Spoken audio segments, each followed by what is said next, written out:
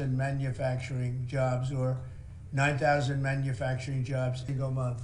It averaged about 9,000 a month, 110,000 during the first full month. And we've not only stopped that manufacturing collapse, but we've to rapidly reverse it and get made. That hasn't happened in a long time. And these aren't government jobs, which actually we cut. These are private sector manufacturing jobs. So we gained all of those jobs, 10,000 jobs, and we've barely started yet. That's a very unusual number. People are surprised by it. I'm even a little surprised. On auto jobs, we created almost 9,000 new jobs in the auto production field. And the reason for that is largely they think things are happening, so they're already geared up. In some cases, they had rooms in their plants, or they had empty plants that they were able to put into use quickly because they see, because of the tariffs, they don't want to be dealing with other places, and they don't want to go back and forth and around and through the borders and across Mexico border and Canada border and all that. They want to have the jobs in one location. And they've had space, and if they had space, they were able to create the jobs almost immediately. In some cases, they'll be building plants to take care of those jobs. So we created 9,000 new jobs already in the auto production, auto parts manufacturing. So we want the auto parts ideally, and I think from a simplicity standpoint too, to be built and made in the United States. It's in a single month. That all took place in a single month, 9,000 new auto jobs. You haven't heard that in a long time. After auto workers lost more than 27,000 auto jobs in the final year of Biden. These are also high-paying jobs. These are very prime jobs. The ISM Manufacturing Survey and the S&P Manufacturing Survey have also confirmed that our administration is presiding over a brand new domestic manufacturing boom after major collapse under Biden. It was a collapse. All he did is keep adding new government jobs, which are not the jobs you want. We're trying to shrink government and grow the private sector. That's what we've been doing. Under the final 2 years of Biden, 1 in every 4 jobs created in America was a government job. That's a tremendous percentage. But under the first full month of President Trump, which we haven't even gotten started yet, an incredible 93% of all job gains were in the private sector. So that statistic just came out. Big gains for native-born Americans. For the first time in 15 months, the job gains for native-born Americans, for American people, people born in America, exceeded job gains for migrant and foreign-born workers. This is the first time that's happened in more than 15 months. Employment for native-born workers went up by 284,000, while foreign-born workers went down by 87,000. Now, you've heard the same stat where foreign workers were taking up all the jobs, or almost all the jobs. In some cases, literally all of the jobs. And now it's 284,000 native-born jobs here, people born in our country, 284,000, while foreign-born workers went down by 87,000. First time that's happened in a long time. So these are incredible numbers, and they're very early. I mean, we're here for 5 weeks, but we have been talking about it since the big win in November 5th. So a lot of these people, they listen to us speak and they say, well, I'm going to gear up, and they're gearing up. And so they've been gearing up. They've had a little time. It's not just 5 weeks. It's 5 weeks plus a few months. And they put it into effect pretty quickly. They have confidence that what I'm saying is going to happen. So with that, I'd like to ask a highly respected gentleman, Kevin Hassett. He's been with us for a long time, and he's been right about a lot. We had the greatest economy in history in the first term, and Kevin was a big part of it. So Kevin, could you maybe give it a little description, please? Yeah, thank you very much, Mr. Trump. I think that the 3 things that you emphasized during the campaign is that you wanted to create domestic, high-paying manufacturing jobs, that you wanted to end wasteful government spending and reduce the unproductive government workers, and in fact unleash them into the private economy where they could be more productive, and to create jobs for Americans. A lot of people said that if you deported illegals, the employment would go down because no Americans would take those jobs. And if you look, 280,000 American-born folks were hired, manufacturing jobs are going up, And this is just out of the expectation of your future policies, really, sir. It's in April when your Reciprocal Trade Act is expected to happen. The tax cuts haven't passed yet. And so people are clearly expecting the golden age. And if you want to forecast the future numbers, everybody, just keep in mind that President Trump has already gotten us 1.7 trillion in commitments of new factories. And those haven't even happened yet. Those aren't even in the numbers. And so I expect this is going to be a glimpse of a golden age to come, sir. Thank you very much. One other thing, in Canada, we find that they're charging us over 200% for dairy products. You know about that. And when I left, we had that well taken care of, but under Biden, they just kept raising it. Very difficult to deal with, the Canadian representatives. 250% for dairy products, tariff. So where do you hear that? You don't hear that. They have a tremendously high tariff. Give you the exact numbers in a little while coming out, on lumber. So they sell us lumber. They have a tremendous tariff. They make it impossible for us to sell lumber or dairy products into Canada, but our numbers are a tiny fraction of that, almost non-existent. And what we're doing is freeing up our forests from the environmental nonsense that they put on them, where you can't cut down a tree. And we have to cut down trees in order to build the firewalls. And those trees are sold, but we're freeing it up on an emergency basis because Canada has been ripping us off for years on tariffs for lumber and for dairy products. 250%, nobody ever talks about that. 250% tariff, which is taking advantage of our farmers, so that's not gonna happen anymore. They'll be met with the exact same tariff unless they drop it. And that's what reciprocal means. And we may do it as early as today, or we'll wait till Monday or Tuesday. But that's what we're going to do. We're going to charge the same thing. It's not fair. Never has been fair. And they've treated our farmers badly. Look, our country's been ripped off by everybody. That stops now. I had it stopped in my first term. And we're going to really stop it now because this has been very unfair. Our country, from an economic standpoint, and financial standpoint, and a trade standpoint, has been absolutely ripped off by almost every country in the world. Canada, Mexico, and then you just go right down the line. India charges us massive tariffs, massive. You can't even sell anything into India. It's almost restrictive. It is restrictive. We do very little business inside.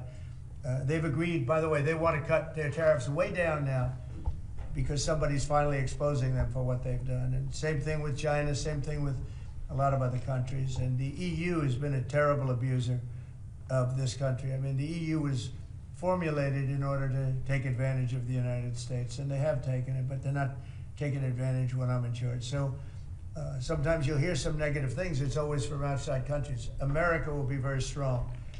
And if I'm a foreign country, they're going to do fine, but they can't do like they used to do because we're going to bring back our business into this country.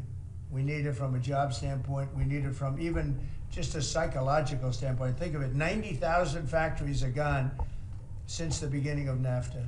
So we're not going to have that, and we're going to see them build it back. Now we've already had 5 major automobile companies. First time you've heard this in a long time, since my first term, actually, where we were really rocking and rolling, and then Biden came in and he stopped everything, like such a stupid thing to do, not even a believable thing. But we have many auto plants now coming in. We have big chip plants. We have the biggest chip company in the world, most powerful, probably one of the most powerful companies in the world. Wouldn't you say, Kevin? And he's coming in and they're building one of the largest chip plants in the world. That'll be done in Arizona, mostly in Arizona. And that'll give us a big percentage. That one plant will give us a big percentage of the chip market, something we have very little of. We used to have Intel, and Intel was run by a man named Andy Grove. And Andy Grove was a tough, smart guy. I used to read about him when I was a young man, and he did an incredible job. He really dominated the chip business. And then he died, and I guess they had a series of people that didn't know what the hell they were doing, and we gradually lost the chip business, and now it's almost exclusively in Taiwan. They stole it from us. They took it from us. And I don't blame them. I give them credit. I blame the people that were sitting in this seat because they allowed it to happen. We could have protected that so easily. But so we had the chip business, and now it's all in Taiwan, almost exclusive, a little bit in South Korea, but mostly in Taiwan. And it's very important. Everything you do, everything you touch is now about chips. The brake of a car, cars have chips all over the place. I was reading an article the other day where they talk about the brakes of a car are loaded up with chips. Who would think that a brake has a chip in it? But it's all about chips. So that was a big thing. And they'll be investing hundreds of billions of dollars in this country, and we'll be taking back a big portion of that industry. We have others coming in too. But a lot of car manufacturers are coming in, and they're coming in fast. And one of the reasons you see these numbers, and again, Kevin said it, and I said it a little bit, but the fact that they know I won the election, so after I was president-elect, they assumed that I was going to do what I said, because I do what I say. And so these numbers really reflect a lot of things that took place since November 5th, right? So Kevin, thank you very much. Great job. Any questions? Mr. President, how concerned are you that the large-scale federal government layoffs will weaken the labor market? How concerned are you? The large-scale fentanyl what? The federal government layoffs will impact the labor market, will weaken the labor market. Oh. No, I think the labor market's going to be fantastic, but it's going to have high-paying manufacturing jobs as opposed to government jobs. We had too many people in government. You can't just do that. We had many too many. This is for 40 years.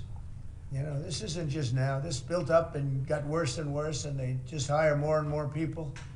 You look at Department of Education, it seems like so many buildings I ride by, it says Department of Education. They're all over the place.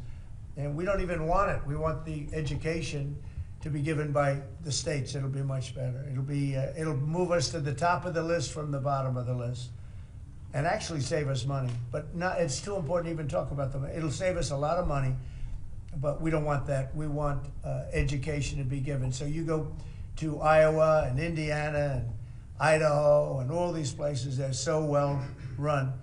They're going to be producing education that will be the equivalent of, like Denmark is one, and Norway, Sweden. Actually, China is one of the better in terms of education, and so we can't blame size anymore. You know, China has 1.4 billion people, but they're very high on the list. The one thing we're doing well on, we're number one on the list, is cost per pupil. We spend more money than any other country in the world by far.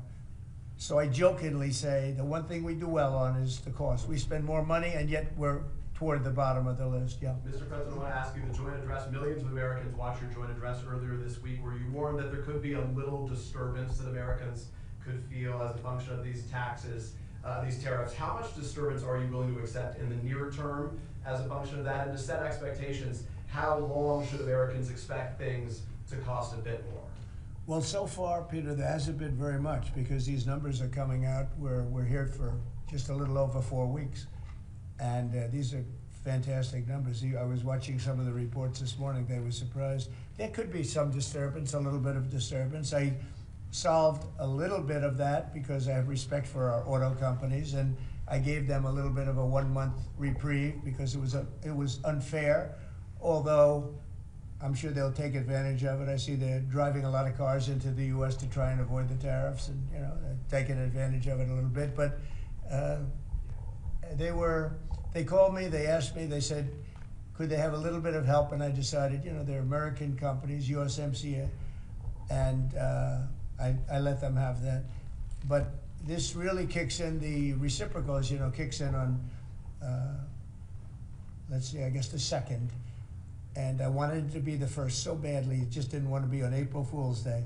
So I made it the 2nd. That's going to cost a lot of money. That one day is going to cost a lot of money, but that's okay.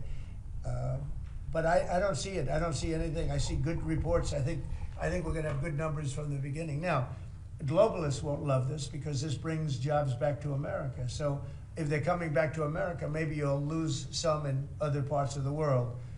But the other parts of the world have done very well, and they'll continue to do very well. But I think the United States is going to be doing record business. We'll bring a lot of those 90,000 factories that have been lost over the last number of years. It's been, it's hard to believe. 90,000, think of what 90,000 is. 90,000 plants and factories are gone. We're going to bring back many of those plants and factories. One day the tariffs are on, the next day they're off. Right now the markets, as you know well, prefer stability. Are you done going forward with the pauses and the carve-outs? Is that it for those? There'll always be changes and adjustments, and you can't just. I could have, for instance, told the American car companies, no, I'm not going to give you anything, and then you wouldn't have had to say, well, they're getting a little extra. It's just a little bit of a 1 month reprieve. They're very happy about what's happening. They won't have to go across borders, and you see the zigzag, and you have a fender made in Canada, you have something else made in Mexico. We don't want that. We want it made here. But there'll always be some modifications. I mean, if you have a wall in front of you, sometimes you have to go around the wall instead of through it. But I think very little. On occasion, if we can do something, we want to help companies. We want to help companies create jobs. So I could have left that, and you wouldn't have had a minor change. Instead, I was asked by the real majors, the big majors, if they could do this, and I said, yeah, I'll do it. I want you to produce a lot of jobs. And numerous of the people, actually all of the people I spoke to have already been, they're very much on the way to already doing it. That's why you have auto jobs increase. And the man, I don't know him, Sean Fain, I don't know him, and I did great, as you know, with the auto workers, with the Teamsters, with unions, I did fantastically well. Best numbers ever by a Republican. And I have a lot of respect for those people. But Sean Fain, who I don't know, but wasn't a supporter, although the auto workers were big supporters. I watched him last night, and he said, Donald Trump is absolutely right on tariffs. He said, what he's doing on tariffs is an incredible thing. And it's about time somebody had the guts to do it, because we're going to save auto manufacturing. And I said to people when I was campaigning, you're going to have so many auto jobs, you're not going to believe what's going to happen. We're going to load up Michigan. I won the state of Michigan, as you know. And part of the reason I won it was I got a lot of auto workers that voted for me, Detroit, etc. But I think people are going to be very surprised. Yes? Thank you, Mr. President. You mentioned in your remarks chips manufacturing, how a significant percentage is now in Taiwan. You also mentioned it in your address to Congress, and you called on Congress to overturn the CHIPS Act, which had bipartisan support in the last Congress. Why would you like to see this particular law overturned, Mr. President? Because it's hundreds of billions of dollars, and it's just a waste of money. Now, some people have already taken the money and used it. Actually, it's very hard to qualify, because they go by race, they go by gender, they go by all sorts of things. Nobody's ever seen anything like it. You won't be able to find those people. So I don't even think anybody can qualify. They have so many different categories. In order to qualify, you have to have so many of a certain race, a certain gender, a certain this, a certain, and I don't think they can qualify, but if they take the money, they better qualify, because they'll be watching them. But it's a tremendous waste of money. I didn't give the greatest chip company in the world, one of the greatest companies, I didn't give them 10 cents. They came here because of tariffs, because they didn't want to pay the tariffs. And they also came here because they like the results of the election, because they know that I'm very pro-business and pro-jobs. I mean, I'm pro-business, not for business sake. I'm pro-business because of jobs, because business is producing the jobs. Okay? On Russia, if I may, President Putin is bombing Ukraine. Yeah. Do you still believe him when he tells you that he wants peace? Yeah, no, I believe him. I believe him. I think we're doing very well with Russia. But right now they're bombing the hell out of Ukraine, and I'm finding it more difficult, frankly, to deal with Ukraine. And they don't have the cards. They don't have the cards. As you know, we're meeting in Saudi Arabia on sometime next week, early. And we're talking, I find that in terms of getting a final settlement, it may be easier dealing with Russia, which is surprising because they have all the cards. I mean, they're bombing the hell out of them right now. And I put a statement in, a very strong statement. Can't do that, can't do that. Mr. President? We're trying to help them. And Ukraine has to get on the ball and get a job done. Michael, could you come up here? I see Michael back there. Good, I'm glad. He's traveling all over the world. I just saw him come in the door. Could you give a little definition of what's going on, please? Sure. Well, the president has been crystal clear, and he's been clear to all sides. The fighting has to stop. Both sides need to get to the table. We had a good engagement. Both leaders have said only President Trump could do so and only he has been able to do so. We had an initial engagement with the Russians. The Ukrainians had a great opportunity to bind our economies together through that mineral deal. Unfortunately, that didn't go so well, but we think we're going to get things back on track. Secretary Rubio, myself and Ukrainian delegation will be meeting in Saudi Arabia next week to get these talks back on track, get a ceasefire in place, and drive peace home under President Trump's leadership. You put out I think both parties want to settle. I think if I wasn't president, this war would have had no chance of settlement, zero chance. But I think we're going to get it settled and stopped. We got to stop. They're losing on average 2,000 soldiers a week. That's a lot of soldiers. Do you agree, Peter? It's a lot of soldiers on both sides, I agree. Do you, Mr. President, think that Vladimir Putin is taking advantage of the U.S. pause right now on intelligence and military aid to Ukraine? No, I actually think he's doing what anybody else would do. I think he wants to get it stopped and settled, and I think he's hitting them harder than he's been hitting them. And I think probably anybody in that position would be doing that right now. He wants to get it ended, and I think Ukraine wants to get it ended, but I don't see, it's crazy. They're taking tremendous punishment. I don't quite get it, but I suspect, Michael, he probably wants to get it ended. He does, Mr. President. The Russians are taking incredible losses on the front. As the president has They both said, are. this is a meat grinder of people, of material, of national treasure, and no one else has any solutions except to let this war continue forever. But I'll add, the president has had multiple conversations and a visit from President Macron of France, Prime Minister Starmer of the United Kingdom. We have the NATO Secretary General coming next week. We have this meeting with the Ukrainians. We've had it with the Russians. All of this in the president's first month in his leadership. We will engage in the shuttle diplomacy, and we will continue to use his leadership and what leverage we have to get both sides of the peace table. It's not going to be easy, but President Trump. This war should have never happened. It would have never happened if I were president, but it did happen. So a lot of other things shouldn't have happened too. We shouldn't have 21 million people pouring into our country through open borders, many of whom are criminals, very bad criminals, including murderers, thousands of murderers. Many killed, far more than one person, and they're roaming our streets. But Tom Homan and Kristi Noem are doing an incredible job, and we're getting them out of here. And we'll get them out. We'll get them all out. But all these things shouldn't have happened. We shouldn't have inflation. We shouldn't have had this horrible inflation where the prices have gone up. Look at eggs. So we're doing a good job. We're doing a good job. Mr. President, in regards to the pause on military assistance to Ukraine, you put out on your social media post today that Russia is pounding Ukraine. That's right. Why not provide Ukraine with air defenses? And what happens, Mr. President, when Ukraine runs out of the Patriot missile batteries? Good question. Because I have to know that they want to settle. I don't know that they want to settle. If they don't want to settle, we're out of there because we want them to settle. And I'm doing it to stop death, more important than anything else. Secondarily, way down the line is the money. So we're in for $350 billion and Europe is in for $100 billion. They should be in for the same or more than us. And, you know, I watched over the last week or so what's going on in Europe. This thing could end up in World War III if we don't get it settled. This could really end up in a World War III. We got to get it settled. So on Iran, how confident are you that the Iranians will negotiate with you? And is Israel on board with this outrage? Yeah, I saw the hostages the other day. They came in, people that were not young, some young and some older, much older. And they gave, it was hard for them to do it actually. They gave statements as to what happened. I was asking, what happened? How was it? I said, did you see anybody in there that was kind, like out of the hundreds of people that you were seeing, Hamas?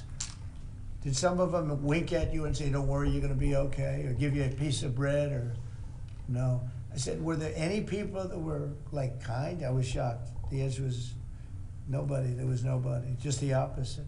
They'd be slapped and punched. One man broke his ribs. He couldn't breathe for a month. It was brutal.